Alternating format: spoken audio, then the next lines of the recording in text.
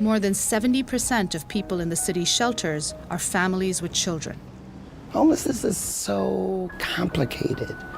It's not just this guy on the street with that shopping cart. And it isn't just this one person who made the wrong choice or had bad luck. To apply for shelter, a family must first come to this building, known as PATH. Journalists are not allowed inside. We've been here just a few hours and there's been dozens of families coming in.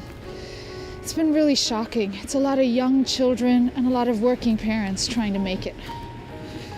What's it like in there? It's not what people think. People in there, everyday people. I don't judge people because you never know the situation you'll be in, I have 4 kids.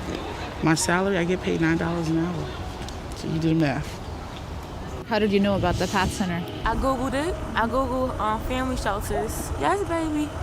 I Googled it. Is this your first time in the shelter system? Yeah. And what's this little guy's name? This is Josiah Grubb. Say hi, Josiah. Hi, Josiah. How old are you, Josiah? 3. So where are you sleeping? Where are you staying these days? Man, wherever they place you, come in, they'll put you on a 10-day placement, and then they'll be like, okay, you either denied or approved. If you don't And have if to you're go. denied? If you denied, you have to come back and do the process all over again That's what you're doing now. for the 3rd time. 1 in 5 New Yorkers lives below the federal poverty line. Meanwhile, housing costs continue to soar. Median rents have risen by 8.5%, but median incomes have dropped by 7%. I just started and I'm in Sunday school. Tawana Little has lived in New York for her whole life. But for over a year, she and her kids have been forced to live in shelter. When it came down to the ending of my lease, that was a prime opportunity for the landlord to say, okay, we don't want this program in here anymore. Tawana depended on a state program that helped her pay the rent. When her landlord raised the price, she was evicted. He just wanted higher rents? He wanted higher rent. So your rent for that place has now gone up to $2,200? $2,200, yes. Could you afford that? Oh, absolutely not.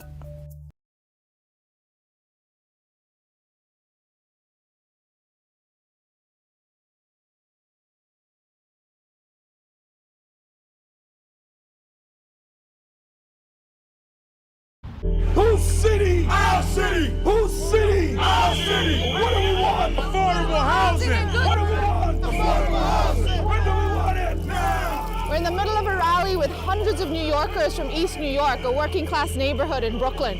People here are demanding that at least half of the new houses built here are affordable to them. They want to push these people out because apartments are going to be so high, they're not going to be able to afford it. Under its last mayor, Michael Bloomberg, New York City lost more than 1/3 of apartments considered affordable to poor families. And what we're seeing now is the effects of 20 years of housing policy. 20 years of people, little by little, being pushed out. No attempt to house these human beings. And homelessness the number is rising every day. There's a lot of homelessness right here? Right here. People are getting priced out, pushed to out of state. New York City, under the Bloomberg administration, eliminated entirely the permanent housing programs which were designed to help homeless families and children leave the shelter system. Under Bloomberg, the number of people in homeless shelters each night went from 31,000 to 54,000. Essentially what we had was a massive social experiment to test the proposition that if you take away permanent housing assistance from the neediest children and families in our city, what will happen? How you going to have high rents and no good jobs?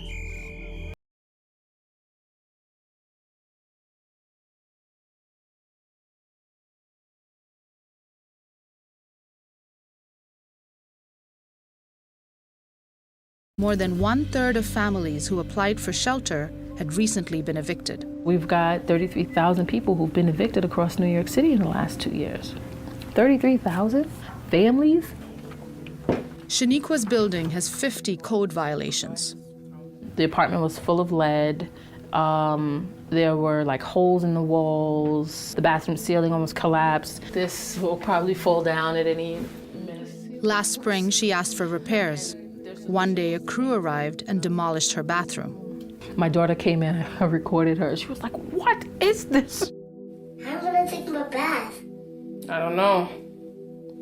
Makes me angry. It makes you angry? Yeah. Why does it make you angry? Because it's like ruined. It's ruined. It's really ruined. Hopefully the landlord will fix it, right? We didn't have a bathroom for over a month. We were like packing our bags every night to find somewhere to bathe. It's frustrating because my rent is paid.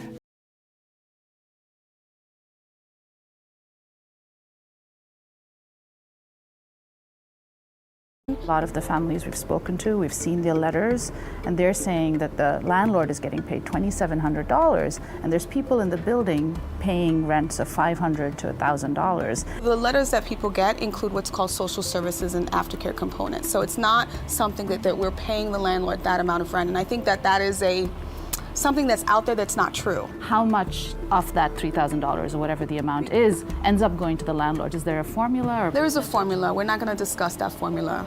Let me tell you about one woman we met. She has 2 little kids. In her building, there are nearly 5 violations per unit. What is DHS doing about buildings that have these open code violations? We work with our sister agencies. We work with our providers to make sure they get fixed. I mean, the families were concerned. Okay, we're moving on. Just last question, the families We're moving on. They've created a situation where they can't sort of back out of this program. They need it because they need to have housing for homeless people, but they've privatized it. And so once you do that, you've made a deal with the devil now. We don't need any more buildings turning into shelters. We need housing. So it's been 2 months since we met Tawana Little. She's still living in shelter and looking for an apartment she can afford. You have to come up with your own scenarios as far as how you're going to get yourself out of this situation, because you really don't have very much support. I really don't think that they've put much effort into understanding what this crisis is.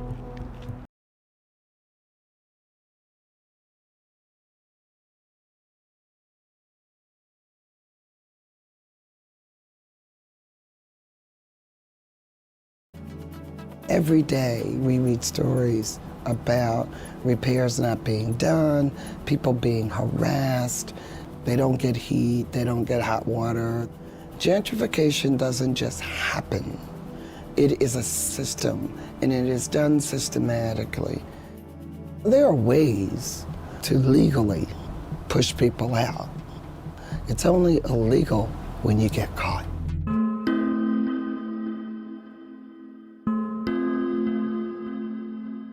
Crown Heights, Brooklyn. More families from this neighborhood have entered the shelter system than from any other in New York. I've been here a long time, and I think I'm a senior, and I listen to some of the rents that these people are paying. I can't afford that. I've heard stories at the tenant union about them. We're at a tenants meeting called by Keisha Jacobs, who lives in this building. I could be homeless too. Any one of us could have a situation where something happens and we lose money, lose your apartment. Any one of us could find ourselves without our home. Come on in. The building is rent stabilized, but Keisha was the last paying tenant to move in. People told us when they were leaving, they were like, this building is about to change drastically. She started to notice bunk beds and mattresses being moved into the building, so she asked the building supervisor what was happening. And he was like, oh, those are for the people. I said, what people? And so he was like, oh, for the shelter people.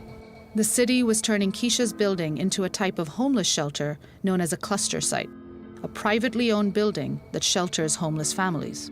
They're housing families in need of emergency shelter in my building. The city created cluster sites over a decade ago. As homelessness grew, Mayor Bloomberg increasingly favored paying private landlords for shelter.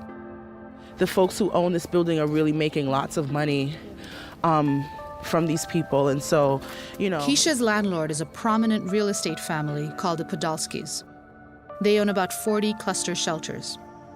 Since 2010, the city has paid them over $90 million to house homeless families. 4 of their shelters are in Keisha's neighborhood. For me, the cost of living has skyrocketed.